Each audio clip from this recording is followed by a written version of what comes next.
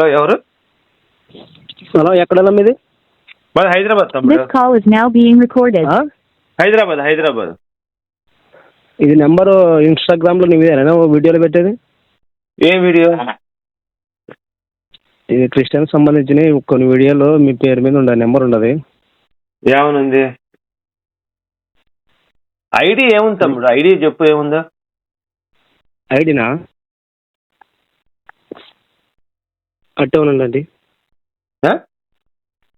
Okay, కొంచెం please అట్టే ఉనండి తమ్ముడు. ఐడి ఏముంది అక్కడ?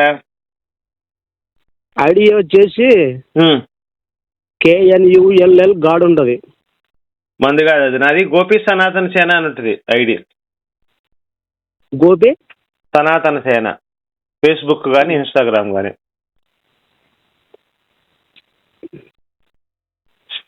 అదే మరి మీ నెంబర్ ఉంది కదా దాని కింద. నా నెంబరు ఇన్స్టాగ్రామ్లో ఉంటుంది. ఇది ఏంటి సమస్య? ఏంటి ఇంతకీ? సమస్య కాదండి, దీంట్లో వీడియోస్ కొంచెం విచిత్రంగా పెడుతున్నారు క్రిస్టియన్ గురించి. పెడితే పెట్టని, నీకెందుకు? బాగుంటుందంటావా? నీకు ప్రాబ్లం ఉంటే పోలీస్ కంప్లైంట్ ఇచ్చుకో తమ్ముడు, ఏముంది దానికి అక్కడ?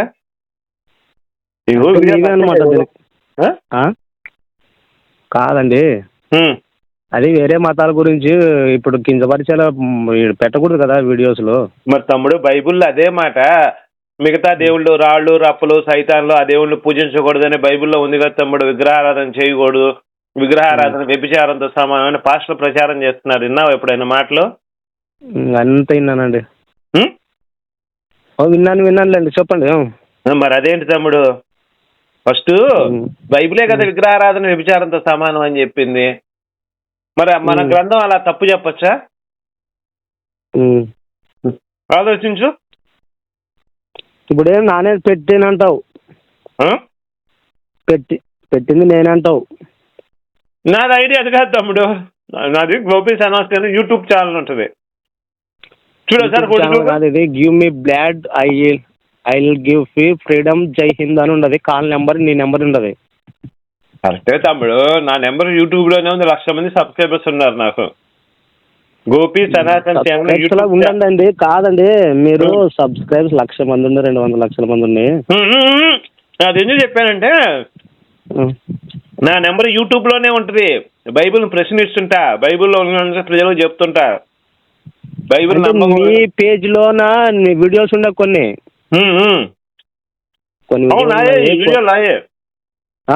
నావే వీడియోలు అంటే మళ్ళీ అలాంటి లంజలు మైరమాత లంజ గాడిద అనుకుంటా అట్లాంటి వీడియోలు నీవి అవి పెట్టడం తప్పు తమ్ముడు. మరి నేను ఊరికి అనలేదు. మేరీ అని ఆమె మొగుడుతో కాకుండా వేరేతో గర్భం చేయించుకుంది. ఎలా కుదిరింది? పెళ్లికి ముందరే గర్భవతి అయింది కదా. అవును. మేరీ గర్భం చేసింది ఎవరు? భర్త చేశాడా, వేరే వాళ్ళు చేశారా? అది మీకు చెప్పాల్సిన అవసరం కూడా లేదులేండి. మరి అర్థమయ్యేటోళ్ళకైతే ఇప్పుడు మీకు అర్థం చేసుకునేటోళ్ళకైతే చెప్పినా. మరి మా ఇళ్ళకి వచ్చి మేము ఆత్మలు రక్షిస్తాం, మీ అందరు మా మతంలోకి రావాలని చెప్పారు కదా, మరి దాని సంగతి ఏం చెప్తావు? ఎవరు? ఇప్పుడు నీ దేవుడిని నువ్వు ఇంట్లో పెట్టుకుంటే మాకు సంబంధం లేదు తమ్ముడు. మరి నీ దేవుడిని ఇంట్లో పెట్టుకోకుండా ప్రతి ఇంటికి వచ్చి మిమ్మల్ని ఆత్మలు రక్షిస్తాం, మీరు మా దేవుడిని నమ్మాలి అని చెప్తున్నారు కదా, మరి అది ఎంత మటుకు కరెక్ట్? అది మీ దేవుడిని దగ్గర పెట్టుకుంటే బైబిల్ గురించి ప్రశ్నించడు. కాదు సార్, మీరు ఓకే మాకు చెప్తుండే. ఇప్పుడు సమాజము మనకి కొన్ని నిబంధనల ప్రకారము ఎవరి ఇష్టము. ఇప్పుడు నా దేవుని ఇష్టము, నేను మాట్లాడొచ్చు, ప్రచారం చేయొచ్చు. తప్పదే చెప్తున్నా నేను. నీ దేవుడు నిజంగా పరిశుద్ధం చేయకూడదని వేరే ఇప్పుడు ఏ దాంట్లో ఉండదు. నా స్వేచ్ఛ నాకు ఉంది కదా, మన హిందూ ధర్మం ప్రకారం ఉంది కదా. అట్లానే నీకు స్వేచ్ఛ ఉన్నప్పుడు నాకు కూడా ఉంటుంది ప్రశ్నించే స్వేచ్ఛ. నువ్వేం చెప్తున్నావు అన్నా? నీ ఇంట్లో ఉన్న టీవీ మంచిది కాదన్నా, నా టీవీ అద్భుతంగా లైఫ్ టైం పని చేస్తుంది, పాడైపోదని చెప్తున్నావు. నేనేమంటాను, ఎలా పని చేస్తావు తమ్ముడు లైఫ్ టైం అని చెప్పి నేను ప్రశ్నిస్తున్నా. ప్రశ్నించడం తప్పు. నువ్వు కనుక చెప్పకుండా ప్రశ్నించానుగా. సర్లేండి. కాదు, కొంచెము నీకే నీ విజ్ఞతకే విడి చేస్తున్నా ఇలాంటి వీడియోస్. సమాధానం లేనప్పుడు అదే మాట వస్తుందిలే. మళ్ళా నరకానికి పోయేటోళ్ళు మాత్రము ఇలాగే ఎగురులాడుతుంటారు, మామూలు ఏం అట్లాంటివి. సరే తమ్ముడు, నరకానికి ఎవరు వెళ్ళారు చెప్పు, నువ్వు ఒకళ్ళ పేరు చెప్పు. బైబిల్లోంచి నరకం వెళ్ళినాడు ఒకటి పేరు చెప్పు. ఒక్కడి పేరు చెప్పు. బైబిల్లోంచి నరకం వెళ్ళినాడు ఒకటి పేరు చెప్పు. ఇప్పుడు నువ్వు చెప్పినా ఈయన స్టేజ్లు లేవు, నువ్వు దాటిపోయినావు. అదే నీకు ఒక విషయం కూడా తమ్ముడు, పాస్టర్ 10 సంవత్సరాలు చేశా, బయటకు వచ్చి లంగ పాస్టర్ కింద చేసిన వాళ్ళే కానీ మంచి పాస్టర్ చేసి లేకుండా వాళ్ళే. లంగా కాదు, గౌన్ వేసుకొని చేశా. ఇప్పుడు మీ పాస్టర్లు అందరూ గౌన్లు వేసుకుంటున్నారు కదా, అదే గౌన్ వేసుకొని చేశాను నేను పాస్టర్ గా. పాస్టర్ గౌన్ వేసుకుంటారు, పోయి కోట్ వేసుకొని చేస్తుండవా? సర్లేనా, నీ చాయిస్ నీకే. కాదు వీడియోస్ కొంచెం అట్లా అట్లా చిత్రంగా పెట్టుకోవద్దు, అది మంచిది. మత ప్రచారం మానేసేయండి, మానేద్దాం నేను కూడా. మీరు మత ప్రచారం మానేస్తే ప్రశాంతంగా మా పని నేను చేసుకుంటా. సర్లే, కంప్లైంట్ ఇస్తున్నాం లేదు, మీకు ఇంక చెప్పినంత వరకు చెప్తే ఇంకా వినడం లేదు. నేను హైదరాబాద్ లో ఉంటా, కంప్లైంట్ ఇచ్చే. కంప్లైంట్ ఇక్కడ ఇస్తాను, నీ దగ్గరకు వచ్చేవాడు కంప్లైంట్ ఇస్తాడు. అరే నువ్వు ఇచ్చినప్పుడు నన్ను కూడా బిల్లు పోయి నేను కూడా వస్తా, నా మీద నేనే కంప్లైంట్ ఇచ్చుకుంటా. అరే బాయ్, నిన్న రేవంత్ రెడ్డి గారు ఒక మాట చెప్పినారు తెలుసా నీకు? ఎవరు రేవంత్ రెడ్డి? ఏమని చెప్పాడు? ఇతర మతాల గురించి తక్కువ అంచనేసి మాట్లాడవని బొక్కలేసి నరికి దిగుతానని చెప్పినాడు నిన్న, తెలుసా? అదే నీకు డెలిట్ చేయ కొంచెం. ఫస్ట్ బైబిల్నే బొక్కలేదు దంగాలి, ఎందుకంటే బైబిల్ చెప్పింది విగ్రహారాధన వ్యభిచారం, దాన్నే బొక్కలేదు దంగాలి ఫస్ట్. సర్లే, అదే కంప్లీట్ చూద్దాంలే. ఒకవేళ ఇప్పుడు మేమేమి నిన్నే తప్పు కనడం లేదు, కొన్ని వీడియోస్ కొంచెం రాంగ్ రూట్లో ఉన్నాయి నీ దగ్గర, అవి తీసేస్తే నీకు మంచిది. లేదా విగ్రహారాధన వ్యభిచారంతో సమాన పదం బైబిల్ తీసే, నేను కూడా వీడియో తీసేస్తాను, న్యాయమే కదా. నేను నా విగ్రహం నేను పూజించుకుంటే దాన్ని వ్యభిచారం అనే హక్కు ఎవడుకుంది? కాదన్నయ్య, బైబిల్ నీవు తీసేసి నేను తీసేసేది ఏంటి, వాళ్ళకి తప్పు ఒప్పులు ఎన్నో ఉంటాయి, దాంట్లో మొత్తం సత్యాలే ఉండేది. అంటే నువ్వు నమ్మింది ఏమన్నా సత్యమా, నేను నమ్మింది అసత్యమా? అనా నువ్వు సారీ, నేను నీ భగవద్గీత గురించి నేను ఏం నెగిటివ్ మాట్లాడను. వ్యభిచారం అన్నావు, మేము పూజించే నాళ్ళు రప్పులా అన్నావు అని నీకు అట్లా అర్థమవుతుంటది. నీకు భగవంతుడు ఇప్పుడు మనము ఈ రోజు ఒక్కటే ఆలోచన చేసుకుని ఒక 2 నిమిషాలు నా మాటలు. అసలు నువ్వు ఎందుకు మతం మారావు చెప్పు, ఎన్ని వద్దులే కానీ. నేను మతం మారలేదు, నేను ఉండేదే క్రిస్టియన్స్లే. ఎందుకు అసలు క్రిస్టియన్లోకి వెళ్ళాల్సిన అవసరం ఏంటి నీకు? ఏమి నచ్చింది దాంట్లో? మా పుట్టకే క్రిస్టియన్ అబ్బా. అదే తమ్ముడు, మీ నాన్న మీ తాతలు ముత్తాతలు ఎందుకు వెళ్ళారు? ఏం నచ్చిందని వెళ్ళారు ఆ మతంలోకి? అది అప్పుడే యేసుక్రీస్తు పుట్టడమే పాపములను రక్షించుటకు ఈ పరలోకాన్ని రాజ్యానికి వచ్చినాడు దేవుడు. పాపాన్ని రక్షించడానికి ఈ లోకానికి వచ్చాడు. మన పాపములను మరి అంతకుముందు ఉన్న వాళ్ళు ఎట్లా వస్తారు? పాపాలు ఎవరు రక్షించారు? మరి నీకు ఒక విషయం తెలుసా, క్రీస్తు పూర్వము క్రీస్తు శకం అనేది తెలుసా, ఉండదా లేదా నీకు బాగా? అయ్యో నాకు తెలుసులే తమ్ముడు, అదిగా నేను అడిగింది. క్రీస్తు పూర్వము క్రీస్తు శకం అనేది. ఒక నిమిషం, నువ్వు యేసు పాపాలు రక్షించడానికి వచ్చాడు అన్నావు, మంచి మాట, బాగుంది. మరి యేసు కంటే ముందు పుట్టిన పాపాలు ఎవరు రక్షించారు? యేసు ముందు పుట్టిన వాళ్ళు మొత్తము ఈ సమాజము పాత మోసే ధర్మశాస్త్ర ప్రకారము కొన్ని చట్టాలు అప్పుడు కూడా హిందూ ధర్మం ప్రకారమే ఉన్నాయి. వాటిని నెరవేర్చి వాటిని మొత్తము సరిదిద్ది దేవుడు ఇట పాపము చేయకూడదని వచ్చి సువార్త బోధించి 33.5 సంవత్సరాలు బతికి ఆయన సెలవులో వేయబడినాడు. నా ప్రశ్న అది కాదు. యేసుక్రీస్తు పుట్టక ముందు యేసుక్రీస్తు నాయనమ్మ, యేసుక్రీస్తు వాళ్ళ అమ్మ, యేసుక్రీస్తు తమ్ముళ్ళు యేసు నమ్మలేదు. బైబిల్లోనే ఉంది. యేసు నమ్మని వాళ్ళు ఎవరయ్యా అంటే వాళ్ళ తమ్ముళ్ళే యేసు నమ్మలా. వాళ్ళ అమ్మ పైపెచ్చి యేసుని పిచ్చోడు అన్నది. మరి అసలు వాళ్ళ ఇంటోళ్ళే ఇజ్రాయెల్ దేశ ప్రజలే నమ్మలేదు, వాళ్ళ తమ్ముళ్ళు నమ్మలేదు, వాళ్ళ అమ్మ నమ్మలేదు. వాళ్ళ అమ్మ నమ్మలేదని నీవు దాంట్లో గ్రహిస్తున్నావో మళ్ళీ అర్థం కాదు అసలు. తమ్ముడు ఇంకొక మాట, వాళ్ళ అమ్మని యేసుని వాళ్ళ అమ్మ పిచ్చోడు అన్నది. రిఫరెన్స్ తీయమంటే నేను బైబిల్లో తీస్తాను రిఫరెన్స్. ఇప్పుడు దీనికి సమస్య నువ్వు మా బైబిల్లో చూపించేటంత వేరే పుకొని కాదు నేను, నువ్వు కానీ నీకు చెప్తే నువ్వు వినేంత స్థాయిలో లేవులే, నేను చెప్తే కూడా నువ్వు వినేంత స్థాయిలో లేవు. కానీ స్థాయిలో నువ్వు ఉన్నావా అనా ఒక్కరిని ఉద్దేశపూర్వకంగా కించపరచకూడదు, తెలుసా అది? ఇప్పుడు మేము వీడియోలో నేను కూడా వీడియో పెడతాను అనుకో, పలానా ఇది పలానా ఇప్పుడు భగవంతుని ఇప్పుడు మీ భగవద్గీతలోనే ఒక్కదానికన్నా సమాధానం ఉందా నీ దగ్గర? నేనే చచ్చిపోక లేదు. నువ్వు తప్పుడు వీడియోలు పెట్టినప్పుడే నా దగ్గర నీకు సమాధానం దొరకదులే. సమాధానం చెప్పేంత స్థితిలో కూడా మేము లేము. ఎందుకంటే నువ్వు చెప్పినా కూడా ఇనే స్టేజ్లో ఉండవు. నువ్వు నిన్ను సమాధానం చెప్పేంత టైంలో కూడా మాకు లేదు. ఎందుకంటే అన్నా నేనేమంటున్నానంటే మనము 2 రోజులు ఉండి పోయేటోళ్ళు మనం అంతా సమాజం మొత్తం ఈ దేశం ఈ ప్రపంచమే 2 మానేసే 2 రోజులు బతుకుతా ఉన్నప్పుడు దేవుడిని నమ్మటం మానేసే ఎందుకు చేస్తున్నావు? అంటే ప్రచారం కాదండి ఇది, ప్రచారం కాదు. నేను చెప్పేది ఏమంటున్నానంటే ఇప్పుడు మనము సంతకొచ్చినట్టు వచ్చినాము. సరే మంచి మాట. ఒకరి గురించి చెడు మాట్లాడకూడదండి, చెడు మాట్లాడుకోకూడదు. అసలు మనం చెడు గురించి ఆలోచన చేయకూడదు. ఇప్పుడు నీకు లైఫ్ ఉంది, మీ భార్య పిల్లలు ఉండరు అంటే బాగుండండి, బాగుంటే మనం బాగుంటాం, మీరు బాగుండండి. పెళ్లి కాలేదు, మీరు బాగుండాలని మేము కోరుకుంటాము, మాకు బాగుండాలి, మీరు అంతే. సమాజం అంతే, లోకము 60 ఏళ్ళు 70 ఏళ్ళు మహా అంటే 80 ఏళ్ళు. ఆ 2 రోజులు బతుకున్నంత కాలం పలానా మంచి చెడు అంతే. 2 పురాణి బైబిల్ కానీ 3 మత గ్రంథాలను మనం ఏలు పెట్టి చూపు కూడా మనం మానవులండి. కాదు తమ్ముడు, చివరికి ఒక ప్రశ్న నాది, ఒక ప్రశ్న. ఇప్పుడు అన్ని మతాలు నమ్ముతావా? అన్ని మతాలు సమానం అని నేను నమ్ముతా, నువ్వు నమ్ముతావా? నమ్ముతాం. మళ్ళా జై శ్రీరామ్ అను, నేను జై యేసయ్య అంట. అలా జై శ్రీరామ్ అనడానికి నాకేం ఏం అభ్యంతరం లేదు. శ్రీరామైనా నువ్వు శ్రీరాముడైనా యేసైనా నాకు ఒక్కటే అని చెప్పు. నాకు శ్రీరాముడు ఒకటే అని చెప్పు చాలు.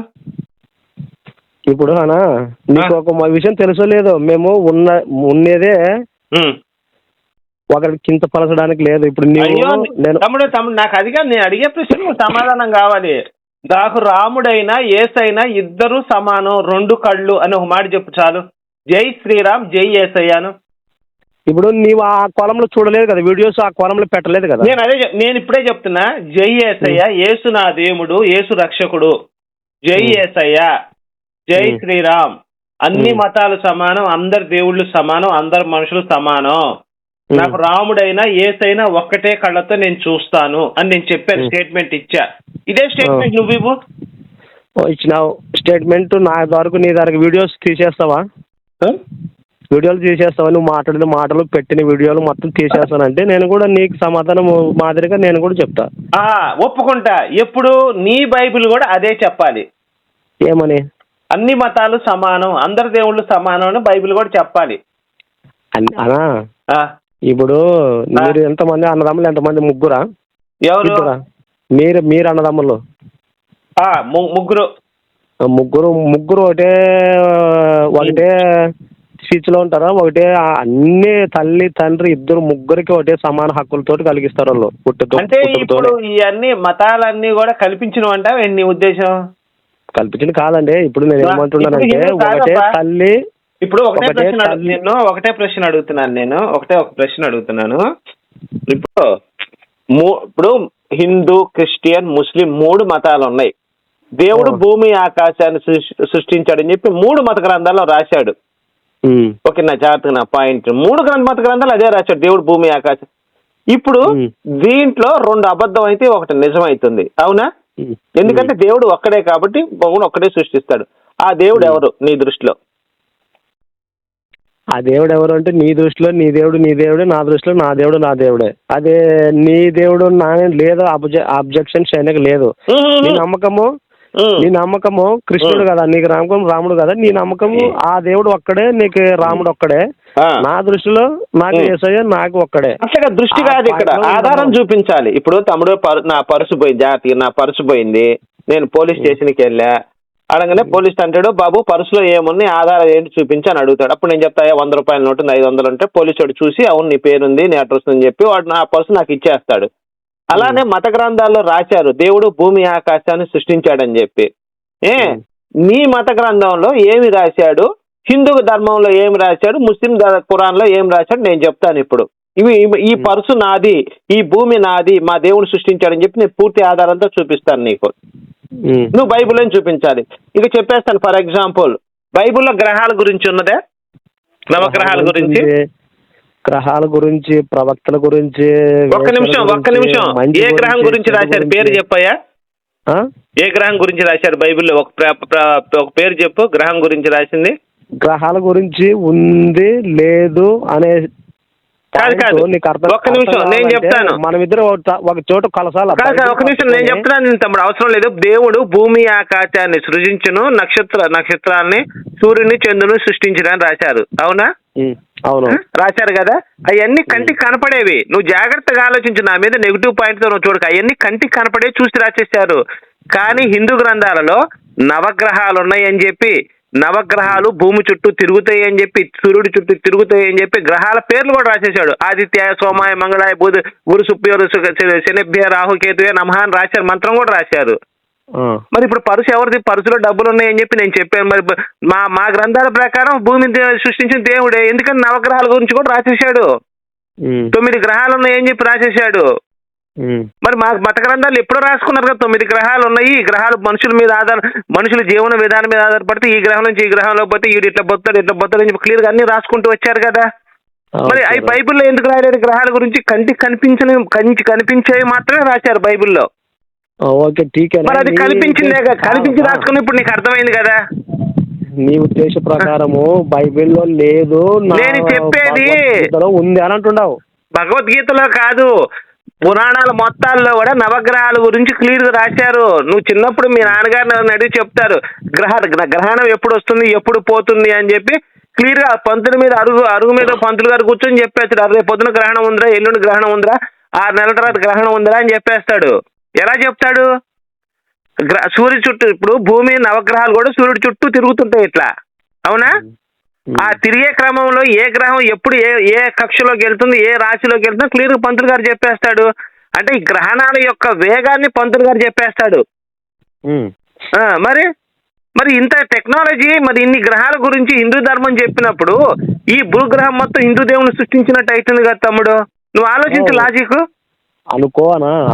ఇంకొక మాట చిన్న మాట, నీకు కనువిప్పు కలిగే మాట చెప్తా. ఇప్పుడు దేవుడు భూమి ఆకాశాన్ని జనాన్ని సృష్టించాడు. ఓకేనా? జనాలు అవ్వ ఆదాముని సృష్టించాడు. అవునా? బైబిల్ ప్రకారం. అవును.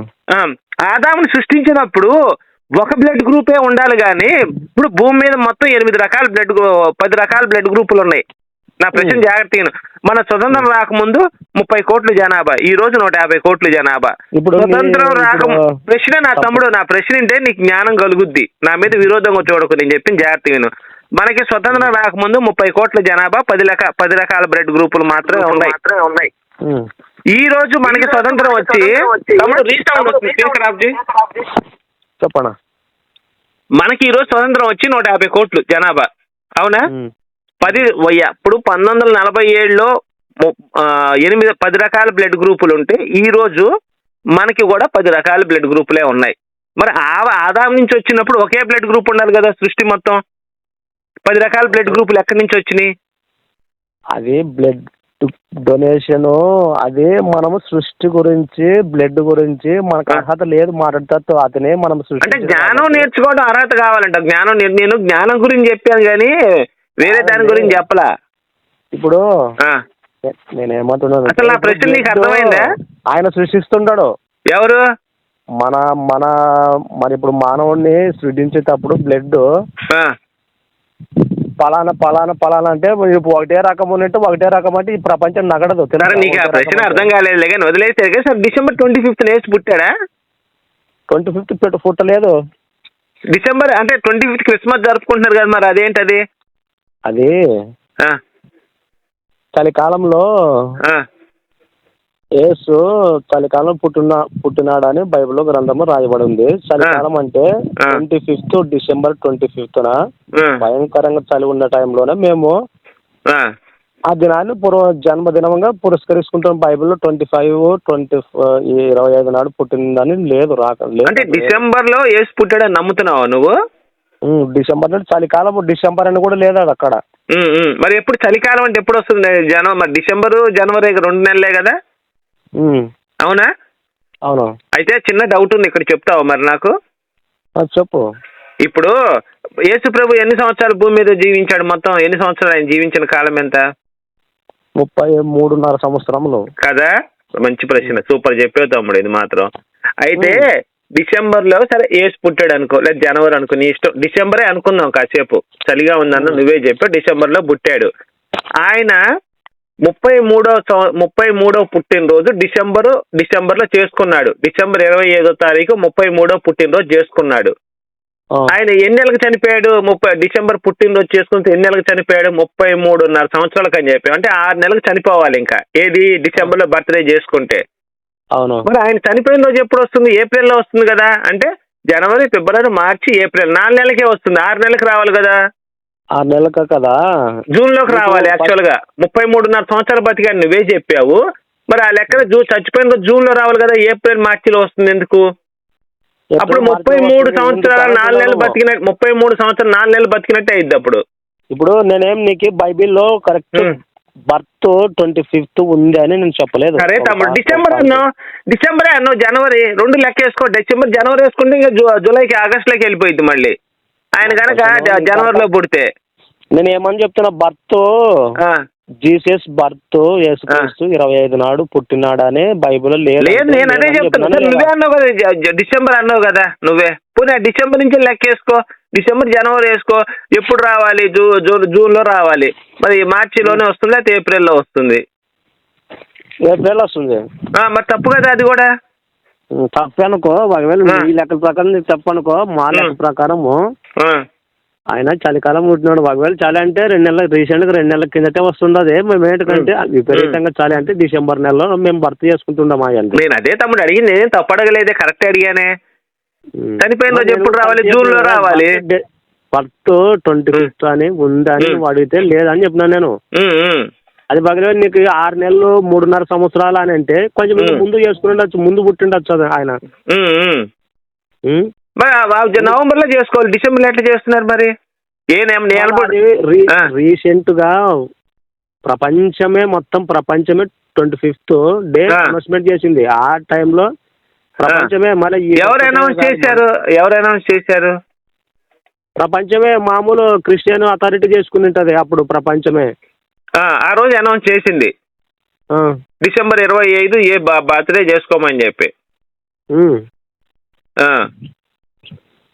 అదే మానవులు మన ప్రకారము, మా ధర్మశాస్త్ర ప్రకారము చలికాలంలోనే బైబిల్ ఉంది కాబట్టి ఆ డేట్ ఫిక్స్ చేసుకొని కొన్ని తరాల నుంచి, మా తాతల కాలము, ముత్తాతల కాలం నుంచి ఆ డేట్ ను పురస్కరించుకొని చేసుకుంటారు. ఏ శిష్యులు 12 మంది ఉన్నారు తమ్ముడు. మరి వాళ్ళు ఎక్కడైనా డిసెంబర్ 25th చేసినట్టు ఎక్కడైనా ఉందా చరిత్రలో? అంటే వాళ్ళకి ఇప్పుడు కాదు తమ్ముడు, ఒక నిమిషం. వాళ్ళు యేసు పుట్టినరోజు ఎక్కడైనా చేసినట్టు మరి ఆధారాలు ఏమైనా ఉన్నాయా బైబిల్లో?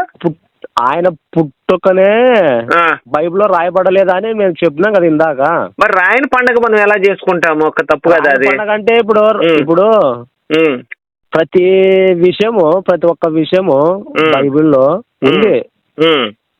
పాయింట్ ఏంటంటే ఇప్పుడు చలికాలము ఆయన ఇలా అలా అంత పవర్ఫుల్ చలిలోన ఆయనకు స్థానం ఇవ్వలేదని బైబిల్లో రాయబడింది. ఏ స్థానము? చలికాలంలో ఆయనకు పురుడు నొప్పులు వచ్చినప్పుడు మరియమ్మకు చోటు ఇవ్వలేదు, పశువుల పాకలో జన్మించినాడని రాయబడింది. దాంట్లో డేట్ అంటే అనౌన్స్మెంట్ చేయలేదు. దాంట్లో ఇట్లా పలానా అంతలకలే ఈ సమాజము పలానా డేట్ అంటే పలానా టైంలో అని అనౌన్స్మెంట్ చేసుకుంటున్నారు అంతే. అయితే ఇప్పుడు మన అబద్ధం అనుకోవచ్చు అంటావా? ఇప్పుడు డిసెంబర్ 25th అనేది అబద్ధం అనుకోవచ్చు అంటావా నీ లెక్క ప్రకారం? అంటే వేరే డిసెంబర్ ఎప్పుడైనా చేసుకోవచ్చు కదండి. బైబిల్ చెప్తుంది కదా, పలానా టైం ఇచ్చలేము కాబట్టి, డేట్ ఇచ్చలేము కాబట్టి బైబిల్ కూడా పలాని వాతావరణంలో పుట్టినాడు కాబట్టి మేము అది నిర్ణయించుకున్న డేట్ అది ఒక డేటు. అందుకని దాన్ని పాయింట్ పట్టుకొని మీరు 33.5 సంవత్సరాలు. అయ్యో మరి డౌట్ వస్తుంది, అడగాలి కదా తమ్ముడు. ఇంకొక డౌట్ ఏంటంటే, నాకు ఇంకొక డౌట్ ఇక్కడ, డిసెంబర్ 25 ఏమన్నా ప్రతి సంవత్సరం డిసెంబర్ 25 వస్తుంది, అది అభ్యంతరం లేదు, ఎందుకంటే ఎవరు పుట్టినరోజు చేసుకున్నా అదే రోజు చేసుకుంటారు.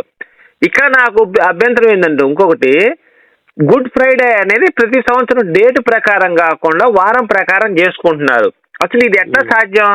పుట్టినరోజు ఏమన్నా డేట్ ప్రకారం చేస్తున్నారు, డిసెంబర్ 25. Okay right, 100%. నేను అదే చేసుకుంటా, నువ్వు అదే చేసుకుంటావు. ప్రతి నెల 10వ తారీఖు 15వ తారీఖు పుట్టినరోజు చేసుకుంటాం. కానీ గుడ్ ఫ్రైడే వచ్చేసరికి కేవలం శుక్రవారం మాత్రమే పెడుతున్నారు. అసలు ఇది తప్పు కదా, ఇది ఎట్లా సాధ్యం? అసలు శుక్రవారమే అదే రోజు చనిపోయాడు అని ఎట్లా వస్తుంది? ఇదేమన్నా డేట్ ప్రకారం చేసుకుంటున్నారు, ఇదేమన్నా వారం ప్రకారం చేసుకుంటున్నారు. అంటే ప్రతి రోజు ప్రతి పండుగ అది శుక్రవారమే రావాలని ఎట్లా వస్తుంది? ఇప్పుడు ఒక సంవత్సరం క్రితం నా పుట్టినరోజు 25వ తారీఖు వచ్చింది అనుకో, నెక్స్ట్ ఇయర్ 27వ తారీఖు వస్తుంది, నెక్స్ట్ ఇయర్ 30వ తారీఖు వస్తుంది. ఏది? శుక్రవారం అనే పదం వాడావు కదా, శనివారం శుక్రవారం అనేది. అలా నేను అడుగుతున్న డౌట్ ఏంటంటే, డిసెంబర్ 25 అంటే ఓకే రైట్, డేట్ ప్రకారం పుట్టినరోజు చేసుకుని తప్పు లేదు. కానీ చనిపోయిన రోజు ఫ్రైడే మాత్రమే చేస్తున్నారు, అది డేట్కి వారానికి సంబంధం లేదు కదా. ఫలానా శుక్రవారం నాడు ఆయన నైట్ 12 మంది శిష్యులలో ఒకడు నన్ను పట్టింపబడుతున్నాడని బైబిల్లో ఉంది కాబట్టి శుక్రవారం నాడు ఆయన పట్టుబడతాడు, శనివారం నాడు అంతా సెలవు ఉంటుంది, ఆదివారం నాడు సండే మళ్ళీ పునరుత్థానం అయి మళ్ళీ తిరిగి లేస్తాడని. ఇది కూడా డేట్ ప్రకారం చేసుకోవాలి కదా, ఇది కూడా డేట్ ప్రకారం చేసుకోవాలి, వారం ప్రకారం చేయటం ఏంది గుడ్ ఫ్రైడే అంటే? ఈ రెండు కూడా కల్పించే, నీకు అనిపించట్లేదు ఇవన్నీ కల్పించారు, యేసుక్రీస్తు పుట్టుక ఉంది అని నమ్మించడానికి ఇవన్నీ తయారు చేశారనే భావన నీకు కలగట్లేదా? అలాంటి భావనలు మేము కలగట్లేదు అనేటువంటి, ఇప్పుడు మీరు ఆ క్వశ్చన్స్ అన్ని మాకు ఒకవేళ మా నిర్ణయాన్ని బట్టి మాకుంటాయి, మీరు చెప్తే మేము ఇంత స్థాయిలో ఉండము కదా. అంటే నేను డౌట్లు రైజ్ చేసినవన్నీ తప్పు అంటావా, లేకపోతే అసలు నేను రైజ్ చేయడం రైటే అంటావా? అంటే ఇప్పుడు 3 అన్నదమ్ములు ఉండము అనుకో, మేము మీరు అనుకో, మీ ఒక్కొక్క మనిషి ఒకలాగుంటాడు.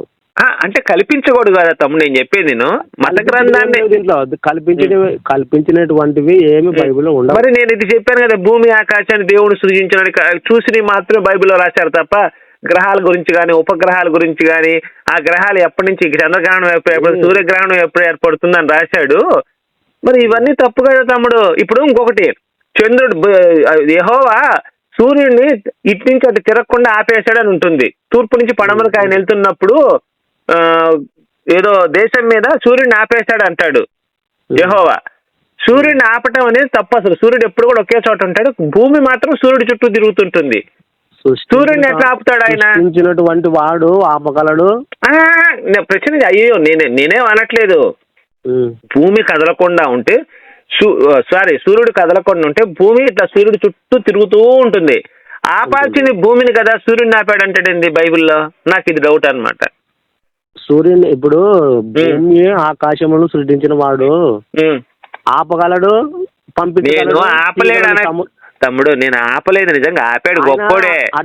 సూర్యుడు తిరగట్లేదు, భూమి తిరుగుతుంది కాబట్టి భూమిని అనాల్సింది పోయి సూర్యుడిని ఆపాడు అన్నాడు. సూర్యుడు తిరగడు, భూమి మాత్రమే తిరుగుతుంది.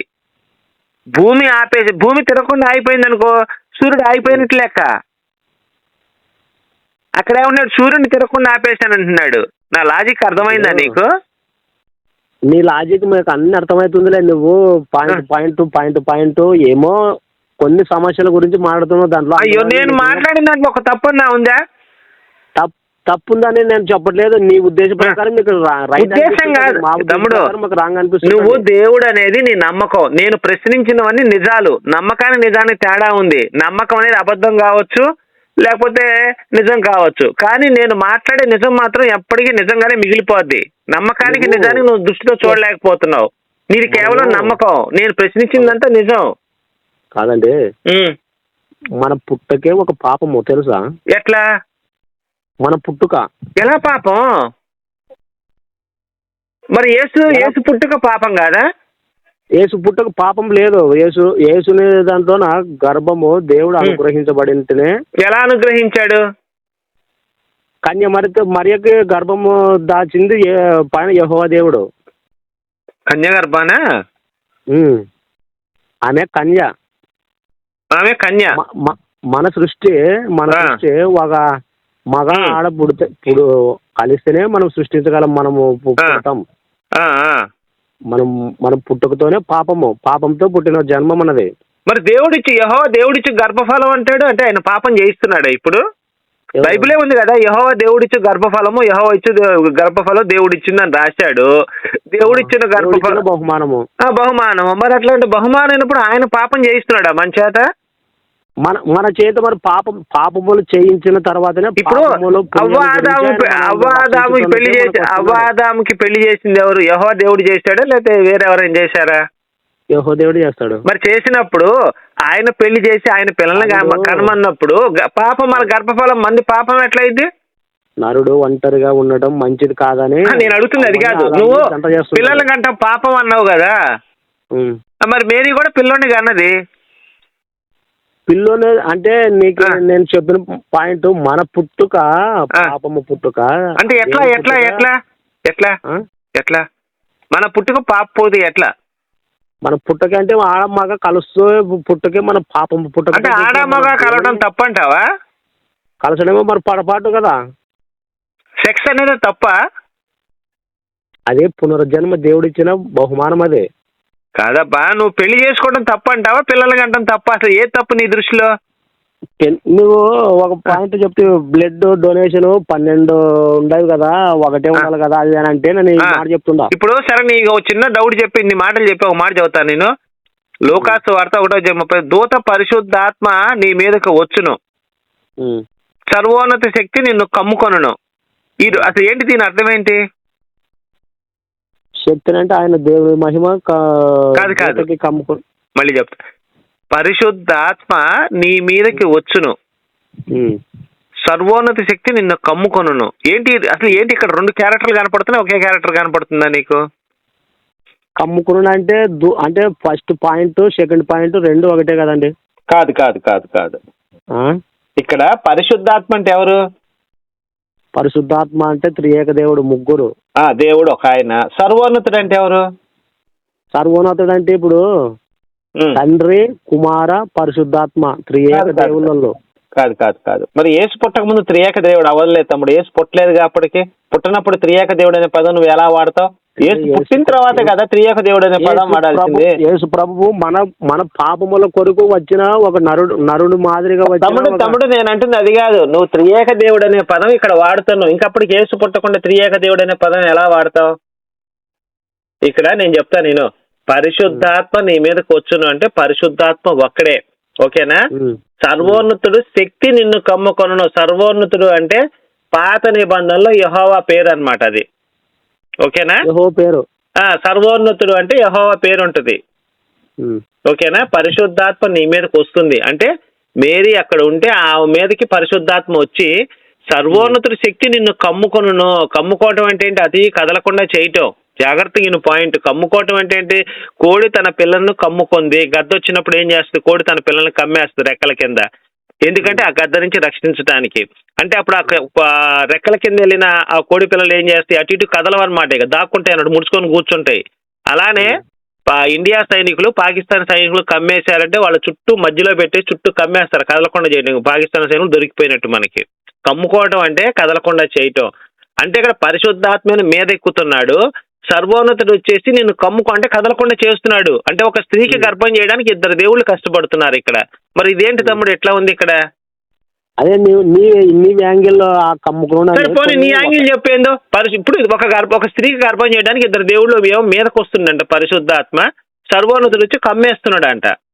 కమ్ముకోవటం ఏంటిది? ఇప్పుడు దేవుడు ఆకాశంలో నుంచొని యెహోవా మేరీ నీకు గర్భం కలుగ్గాక అని ఒక చిన్న మాట అన్నాడు అనుకో, టపక్క నాకు గర్భవతి అవదా? మరి ఇక్కడ కమ్ముకోవటం ఏంటి, మీదకి రావటం ఏంటి? మీదకి రావటం అనే పదం చాలా వరస్ట్ గా ఉంది, కమ్ముకోవడం అనే పదం కూడా వరస్ట్ గా ఉంది. అనుగ్రహము చేత కమ్ముకొనబడి ఆమె మాట అనుగ్రహం అనే పదం ఉంది అక్కడ. అనుగ్రహం అనే పదం ఉందా? నువ్వు వాడిన పదం అనుగ్రహం అనే పదం ఉందా? మరి అనుగ్రహం చేతే దేవుని అనుగ్రహం చేత మరియా కన్య గర్భవతి. తమ్ముడు ఇక్కడ ఉన్నది నువ్వు చెప్పు తమ్ముడు, లేని ఎందుకు మాటలు చెప్పు. ఇక్కడ దూతని పరిశుద్ధాత్మ నీ మీదకి వచ్చిన నీ మీదకి రావటం ఏంటి?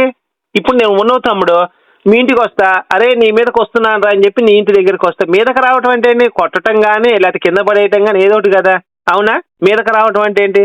ఆయన అనుగ్రహము నీ మీదకి వచ్చినంత మాత్రాన అనుగ్రహం అనే పదం లేదు కదా అక్కడ. ఉన్నది లేని పదార్థం ఎట్లా వాడతావు? సర్వోన్నతుడు కదలకుండా చేశాడంట. ఇప్పుడు నేను మా ఫ్రెండ్స్ వస్తాను తమ్ముడు నీ దగ్గరికి, నిన్నొచ్చి నేను నీ మీదకి వస్తాను, మా ఫ్రెండ్ వచ్చి నీ కాళ్ళు చేతులు పట్టుకుంటాడు, అక్కడ నేను లిటరల్గా నేను కొడుతున్నట్టే అయింది కదా ఇద్దరు వస్తే. ఆలోచించు నువ్వు. ఇప్పుడు నువ్వేం దీన్ని నెగిటివ్గా తీసుకొని అన్న నువ్వు చెప్పింది తప్పని అనుకు, నువ్వు ప్రశాంతంగా మంచం మీద పడుకొని మంచం మీద ఆకాశంలో నక్షత్రాలు చూస్తూ ప్రశాంతంగా ఆలోచించు. దీంట్లో నేను చెప్పిందంటే తప్పే ఉన్నంటే నీవు తప్పు. నీకే ఒకటి మైండ్ సెట్ అన్నా, నీ మైండ్ సెట్ కొంచెము నా మైండ్ సెట్ కొంచెము వేరే వేరే ఉన్నాయి. లేదు, నువ్వు నమ్మకం మీద ఉన్నావు, నేను నిజం గురించి దేవులు ఆడుతున్నా. నేను నిజం గురించి దేవులు ఆడుతున్నా, నువ్వు నా గుడ్డి నమ్మకంలో నువ్వు ఉండిపోయావు. నీకు నాకు అదే తేడా. అంటే నేను కూడా అదే పాయింట్ అంటుంటా, నేను నమ్మకంతో ఉండను, నువ్వు అదే గుడ్ పాయింట్ లో. నేను నిజంతో ఉన్నా, నేను నిజంలో ఉన్నా తమ్ముడు. నేను నిజం మాట్లాడుతున్నా, నిజాన్ని చూపిస్తున్నా. నిజం మాట్లాడుతుంటా, నేను నిజం మాట్లాడుతున్నా, నువ్వు ఒప్పుకోవడం లేదు. నీవే సరే, నీది నమ్మకమా నిజమా? ఒక మాట, నీది నమ్మకమా నిజమా? నాదే నిజం, నాది నిజం. అట్లయితే మరి నవగ్రహాల గురించి ఎందుకు రాయలేదు? ఇక్కడ మేరీని కమ్ముకున్నాడు లేదా మీదకి వచ్చాడు అనే పదాలు మరి ఏంటి ఇంత వరస్ట్ గా ఉన్నాయి? మరి ఇప్పుడు మేరీ మీదకి ఒక ఇద్దరు వాడు వచ్చి మీదకి రావటం ఏంది? పరిశుద్ధాత్మ మీదకి రావటం ఏంది? మరి ఈయన వచ్చి కమ్ముకోవటం దేనికి? ఇది అంటే స్త్రీ గర్భం చేయాలంటే ఇద్దరు వచ్చి పట్టుకొని ఏమైనా చేయాలా? లేకపోతే ఆకాశం నుంచి అనుగ్రహం మీరు చెప్పినట్టు మేరీ నీ గర్భం అనుగ్రహించబడుతుందంటే అనుగ్రహించబడింది. ఇక్కడ మీదకి రావటం ఎందుకు, కమ్ముకోవటం దేనికి? ఇది అంటే లిటరల్ గా ఇక్కడ నాకైతే రేప్ జరిగింది అనిపిస్తుంది ఇక్కడ. మరి నువ్వు ఆత్మన చేత ఆమె గర్భము దాల్చిందని ఉంది. మళ్ళీ నువ్వు బాబు చూస్తున్నావు లూకాసు వార్త. ఓకే, లూకాసు వార్త 1:35 చదువు. నేను చెప్పింది అక్కడ లేదనుకో, నా మీద కేసు పెట్టి నువ్వు అన్న నువ్వు చెప్పింది తప్పు, నీకు పోలీస్ స్టేషన్ లో కేసు పెట్టి రికార్డు తీసుకొని వెళ్ళి. ఉందండి కమ్ముకోవడం ఉందిలే, నువ్వు మీదకు వస్తున్నానుంది. ఒక పాయింట్ చెప్తున్నా, ఒకటే వర్షను దానికి రెండు అర్థాలు వస్తాయి. నువ్వు నెగిటివ్ ఆలోచన చేస్తే నువ్వు పాజిటివ్ చెప్పు, నువ్వు పాజిటివ్ చెప్పు, అక్కడ దాని అర్థం చెప్పు. పోనీ నువ్వు చెప్పు, నాకు తెలియదు కదా. ఇప్పుడు నువ్వు చెప్పు. అనుగ్రహం చేత కన్య మరియ గర్భవతి ఉంది అని. ఎవరు అనుగ్రహం చేత? ఎవరు అనుగ్రహం చేత? యెహోవా దేవుని అనుగ్రహం చేత. మరి పరిశుద్ధాత్మ మీదకి వస్తున్నాడని రాశాడు. మళ్ళా త్రియేక దేవుడు అని నేను చెప్పేది. ఏసు పుట్టలేనప్పుడు త్రియేక దేవుడు అని ఎట్లా అంటావు? ఇక్కడ ఏసు పుట్టలేదు కదా, అప్పటికి పుట్టిందల్లా పరిశుద్ధాత్మే సర్వోన్నతుడే ఇద్దరే ఉన్నారు. త్రియేక దేవుడు అంటావే? త్రియేక దేవుడు అంటే యేసుక్రీస్తుతో సహా పుట్టలేదు కదా. పుట్టలేనప్పుడు ఆ పదం నువ్వు ఎట్లా వాడతావు? ఇప్పుడు అనుగ్రహింపబడుతున్నాడు అనే ఉంది కదా. ఫస్ట్ అనుగ్రహింపబడుతున్నాడు అంటే త్రియేక దేవుడు. ఎక్కడుంది అనుగ్రహం అనే పదం? ఎక్కడుంది అనుగ్రహం అనే పదం? ఎక్కడుంది బైబిల్లో? అంటే అనుగ్రహం లేదా? లేదు. ఇక్కడ పరిశుద్ధాత్మ నీ మీదకి వచ్చును, మీదకి వస్తాడంటే పరిశుద్ధాత్మ. ఇప్పుడు నేను మీ ఇంటికి వస్తాను తమ్ముడు, నిన్ను కొట్టడానికి వచ్చాను అనుకో, నువ్వేమంటావు? నా మీదకి వస్తున్నాడు అని చెప్పి నువ్వు పోలీసులకు ఫోన్ చేసి చెప్తావు, ఈ గోపి అనేవాడు నా మీదకి వస్తున్నాడు అని, మీరు తొందరగా రండి రక్షించండి. మీదకి రావటం అంటే ఏంటి? కొట్టడం కానీ లేకపోతే గలపట్టం కానీ లేకపోతే ఇంకా రకరకాల దాడి చేయటం కానీ వస్తుంది మీదకి రావటం అంటే. ఒకటండి, మేము భగవద్గీతని ఇంకా చూడలేదు, ఆచరించలేదు, దాని వారి గురించి మాట్లాడలేదు. అది మాకు సంబంధించిన ఇది వరకు కాదు, దాంట్లో ఉండే తప్పు ఒప్పు దాంట్లో. ఇప్పుడు ఒక స్త్రీ గర్భం చేయడానికి ఇద్దరు దేవుళ్ళు ఎందుకు కష్టపడుతున్నారు? ఇదన్నా చెప్పుకోని ఆన్సర్. కష్టపడడం నీ యాంగిల్ నువ్వు కష్టపడుతున్నావు అని మాట్లాడుతున్నావు. నీ యాంగిల్ వేరే అవుతుంది, మా యాంగిల్ వేరే. కమ్ముకోవటం అంటే ఏంటి? ఇప్పుడు నేను నిన్ను కమ్మేశాను తమ్ముడు, దీని అర్థం ఏంటి? లేకపోతే నేను ఒక స్త్రీని కమ్మేశాను, ఒక అమ్మాయి ఒక ఆంటీ ఇంటికి వెళ్ళి ఒక స్త్రీని నేను కమ్మేశాను, దాని అర్థం డబుల్ మీనింగ్ తీసుకోవచ్చా, సింగిల్ మీనింగ్ తీసుకోవచ్చా కమ్ముకోవటం అనే పదం? అంటే నీవు ఏ విధంగా అనుకుంటే ఆ విధంగా. లేకపోతే ఒక స్త్రీ తన చీరలో నన్ను కప్పేసింది అనే పదం వాడతా. ఇప్పుడు అది రాంగ్ అయితే రైట్ అయితే? రాంగ్ అవుతుంది అది. మరి అదే కదని అదే మొత్తుకుంటున్నా. కమ్ముకోవటం ఏంటి తమ్ముడు? అలాంటి పదాలు వాడకూడదు. దేవుడు అనుగ్రహించబడను అనే పదం వాడాడు అనుకో, పరిశుద్ధాత్మ వల్ల మేరీ గర్భవతి అయింది, దేవుడు అనుగ్రహించబడని రాశారు అనుకో, నువ్వు చెప్పినట్టు 100% నేను బైబిల్ని యాక్సెప్ట్ చేస్తా. ఇక్కడ ఒక ఆయన ఏమో కమ్ముకుంటుండే, ఇంకో ఆయన మీదకి వస్తున్నాడు. మరి ఇద్దరు కలిపి గర్భం చేయటం ఏంది? అవునా? రీసెంట్ సర్లే, ఓకే, టీకేలే. నీ మైండ్ సెట్ నీకు మైండ్ సెట్ కాదు, నువ్వు నిజాన్ని అంగీకరించలేకపోతున్నావు. అంగీకరిస్తే నా పరువు ఎక్కడ పోయిద్దో నువ్వు భయపడుతున్నావు. నీకు తెలుసు మనసులో. నా పరుపు పోతే నీకేం కిరటం ఏం రాదు. కనుక నువ్వు నిజాన్ని నమ్మలేకపోతున్నావు. ఇంత క్లియర్ గా నేను చెప్పాను. పరుపు పోతే నాకేం కిరటం ఏడమే పెద్ద. మరి నువ్వు ఇప్పుడు నేను చెప్పాను తమ్ముడు పరుసు పోతే మనం ఆధారాలు చూపించాలి పోలీస్ స్టేషన్ లో అని చెప్తే నేను చూపి బైబిల్ కి ఈడ లోక జ్ఞానాలకి మాట్లాడే మాటలకి అర్థాలు చాలా వేరుంటాయి. నువ్వు మాట్లాడే పాయింట్స్ కి బైబిల్ ఉండే పాయింట్స్ నువ్వు చెప్పు. నీకేమైనా పాస్టర్ ఉంటే పోనీ నాకు కాల్ చేసి చెప్పు అన్న ఈ పాస్టర్ నుండి ఇవన్నీ చెప్తారని చెప్పి నేను అడిగే ప్రశ్నలకి సమాధానం చెప్తారని చెప్పి నీ సమాధానాలు పాస్టర్ల దాకా ఏంటి పోతావు.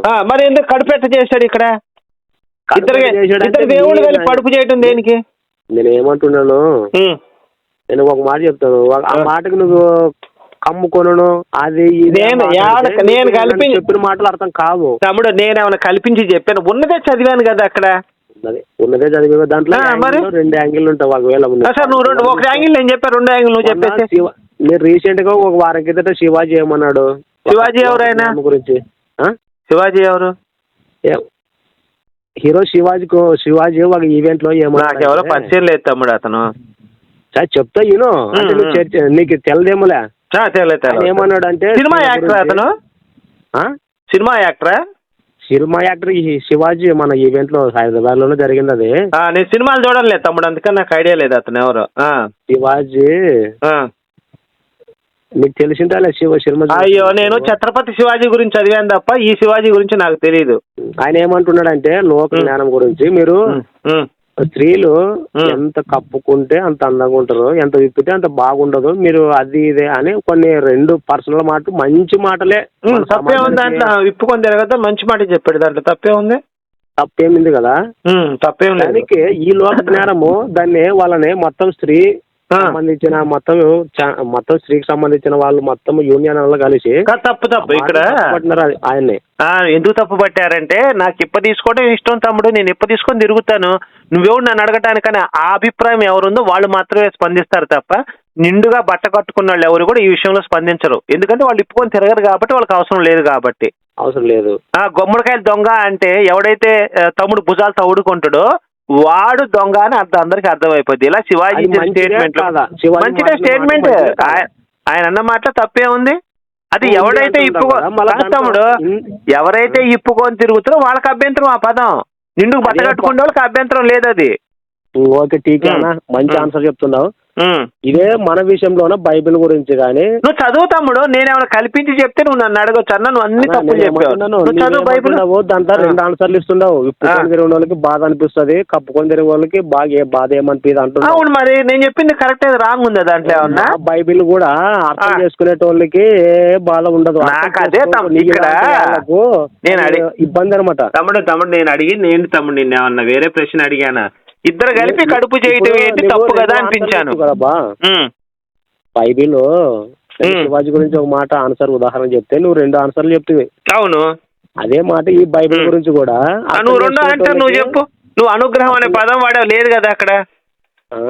అనుగ్రహం అనే పదం వాడావు, ఆ పదం లేదు కదా. అనుగ్రహము అనే పదము ఇప్పుడు నీకు అదే మాదిరిగా ఇప్పుడు ఆయన మాట్లాడిన మాటలకి ఇక్కడ దైవ గ్రంథానికి మనుషులు మాట్లాడిన దానికి సంబంధం లేదు తమ్ముడు. దైవ గ్రంథం అంటే ఏంటి? ఇంత మాట్లాడతావు కదా, వేల తరాల నుంచి నీ ద్వారానే అంటే కదా నువ్వు మాట్లాడు. అవును, మళ్ళీ అదే విధంగా బైబిల్ గురించి కూడా నీవు ఎలా నీ మైండ్ సెట్ ఎట్టుంటే అట్లా ఆలోచన చేస్తావు, మా మైండ్ సెట్ ఎట్టుంటే అట్లా. దాంట్లో కూడా 2 నెగిటివ్ ఉండొచ్చు, పాజిటివ్ ఉండొచ్చు, అంతే. ఇప్పుడు మైండ్ సెట్ కాదు ఇక్కడ, అది శివాజీ ఇచ్చిన స్టేట్మెంట్ వేరు, బైబిల్ వేరు. శివాజీ రేపు పొద్దున అవసరమైతే నేను మాట్లాడిన తప్పు సారీ చెప్పేశాడని చెప్పాడు ఆయన. మరి బైబిల్ కూడా ఇదే చెప్పుద్దా రేపు పొద్దున? అవును, ఇద్దరు చేశారు, మేరీ గర్భం చేశారు, క్షమించండి అని చెప్పి రాష్ట్రాలు రేపు పొద్దున బైబిల్లో. అక్కడ మనుషులు ఇచ్చిన స్టేట్మెంట్ కి బైబిల్ ఇచ్చిన స్టేట్మెంట్ కి 2 కంపేర్. శివాజీ చెప్పాడు సారీ చెప్పి నన్ను క్షమించండి, పొరపాటున మాట్లాడి నోటు దోలెక్కిందని చెప్పి స్టేట్మెంట్ ఇచ్చాడు. మరి ఇప్పుడు రేపు నువ్వు చూడు ఒకసారి చూడు, ఆ స్టేట్మెంట్ ఇచ్చేసాడు, నువ్వు నోరు దోలెక్కింది బాగా, నన్ను క్షమించండి మహిళలు అని చెప్పి స్టేట్మెంట్ ఇచ్చేసాడు, అయిపోయింది ఆ గొడవ. ఇక్కడ మరి రేపు పొద్దున ఇదే స్టేట్మెంట్ ఇక్కడ కూడా వస్తుందా? యేసు పుట్టడానికి పరిశుద్ధాత్మ మీదకి వచ్చాడు, సర్వోన్నతుడు కమ్ముకున్నాడు, కదలకుండా చేశాడు అని చెప్పి వస్తుందా? సార్ ఒక మాట ఏమనుకోవద్దు, ఇప్పుడు దాకా నాకు శివాజీ తెలదు, నాకు అన్నట్టు మళ్ళీ స్టేట్మెంట్ ఇచ్చాడంట. నాకు ఇప్పుడు గుర్తొచ్చింది తమ్ముడు నా వయసు 80 సంవత్సరాలు. నా వయసు 80 సంవత్సరాలు. ఆ 80 సంవత్సరాల్లో కాదు, నీవే టైం పాస్ కి ఇలా తమ్ముడు. నా వయసు 80 సంవత్సరాలు. నా వయసును పట్టుకొనైనా నువ్వు మాట్లాడాలి. నాకెట్ట గమనించుకోవాలా? నువ్వు అంతా సృష్టించిన కాబట్టి నేను పరిచర్య 20 సంవత్సరాల పరిచర్య చేశాను నేను. చేసినావు కరెక్ట్. మరి ఇంత లోతుగా నేను బైబిల్ చదివానంటే అర్థం కాలేదా నీకు? కాదండి, నేను చెప్తాను ఒక మాట. నువ్వు శివాజీ ఎవరంటే నాకు తెలియదంటివి. నచ్చిపోయి ఇప్పుడు గుర్తొచ్చిన తర్వాత మళ్ళీ అట్లా గుర్తొస్తే నువ్వు అదే ఇంకా బైబిల్ గురించి కూడా అదే మాటే మాట్లాడేది. రేపు నువ్వు చెప్తావు నాకు జ్ఞానోదయం కలిగించు. నాకు 80 సంవత్సరాలు. ఇప్పుడు నువ్వు జ్ఞానోదయం కలిగిస్తే నేను నేర్చుకుంటాను కదా, తప్పే ఉంది దాంట్లో? తప్పేం లేదులే, కానీ జ్ఞానోదయంకి అంటే అంతకంటే మించి నువ్వు అతి ఇబ్బందులు తమ్ముడు. ఒక ఆయన మీద ఎక్కుతున్నాడు, ఇంకో ఆయన కదలకుండా పట్టుకుంటున్నాడు. ఏమైతే రేపు అయితే యాక్చువల్గా అట్లా చూస్తే అసలు మీ దాంట్లో ఒక్కొక్కరికి ఇద్దరు. మా దాంట్లో మాదంటే అర్థం కాలేదు. మాదంటే ఇప్పుడు భగవద్గీతకు సంబంధించినవి శివునికి పార్వతులు ఇద్దరు వాళ్ళ వీళ్ళని ఉండరు కదా. నాకైతే తెలియదు అంత. నువ్వు చెప్తే నేను తెలుసుకుంటాను తమ్ముడు. నేను జ్ఞానాన్ని నేర్చుకునేవాడు. నేను నువ్వు ఏది చెప్తే యువతల పార్వతి దేవి ఉంటుంది, యువతలు ఇంకొక ఆయన ఉంటా కదా. ఎవరుంటారు? ఇద్దరు ఉంటారు కదా. ఏమో నాకు తెలియదు తమ్ముడు. నేను హిందూ గ్రంథాలు చదవలేదు. చదవలేకుంటే అదేమో నేను కూడా చదవలేదు. చదవని దాని గురించి ఎందుకు తమ్ముడు? చదివిన దాని గురించి మనం చర్చ చేసుకుందాం. అవన్నీ అవి ఉన్నాయో లేవో మనకి ఏం తెలిసే చదివినా మనకు అర్థం కాదు. ఎందుకు చెప్పు అవన్నీ? మన చక్కగా మన తెలుగు భాషలో రాసిన మన పరిశుద్ధ గ్రంథాన్ని బైబిల్ చదవాలి. తప్పు పడతానంటే మళ్ళీ నీవు యాంగిల్ ఉండవు, నీకు అర్థం కాదు. తమ్ముడు మనకి తెలియని దాని గురించి అనవసరం. నీకు తెలిస్తే నేను కూడా నేర్చుకుంటాను. నువ్వు చెప్పేదానికి రెఫరెన్స్ ఏమైనా చూపించిన అలాగా చక్కగా నువ్వు నన్ను ప్రశ్నించావనుకో, నేను తెలుసుకుంటాను. నేను ప్రశ్నించి అంటే నేను చూడలేదు అక్కడ వేరే భగవద్గీత నువ్వు చదువుకొని తీసుకురా. మాకు రాలేదు. మాకు ఉండే దేవుడు మాకు దేవుడు, మా దేవుడు. బయటకి వ్యక్తుల గురించి మేము మాట్లాడము. నేను మాట్లాడలేదు, నువ్వే నాకు కాల్ చేసినావు. నేను ఇట్లా ప్రశ్నిస్తున్నాను కాబట్టి ఎవడో చూసి అయ్యా ఈయన ఇట్లా ప్రశ్నిస్తున్నాడు అని చెప్పి నా నెంబర్ నీకు ఇచ్చి ఉంటాడు, నువ్వు తెలుసుకుంటావు అని చెప్పి. అంతేగా నేనేమనలేదే. తెలుసుకుంటాడని నువ్వేం రైట్ రూట్ లో లేవులే తెలుసుకోవడానికి. ఏంటంటే ఈ మాదిరిగా వీడియోస్. నీ వయసు ఎంత చెప్పు? నా ఏజ్ వచ్చేసి 33. నా వయసులో సగం కూడా లేదు నీకు. నా వయసులో సగం లేదు. నేను పరిచర్య చేసిన వయసు కూడా లేదు. నేను 20 సంవత్సరాల పైన పరిచర్య చేసా. 10 సంవత్సరాలు మామూలు విశ్వాసిగా ఉన్నా. మొత్తం 30 సంవత్సరాలు. నా వయసు అంత, నా అనుభవం అంత లేదు నీ వయసు. నువ్వు నాకు చెప్పేంత తోడివా? 10 సంవత్సరాలు విశ్వాసిగా ఉన్నా, 20 సంవత్సరాలు పరిచర్య చేసా. మొత్తం 30 సంవత్సరాలు. నా సర్వీస్ అంత లేదు నీ వయసు. నా అనుభవం అంత లేదు నీ వయసు. నువ్వు నాకు చెప్తున్నావు బైబిల్ గురించి?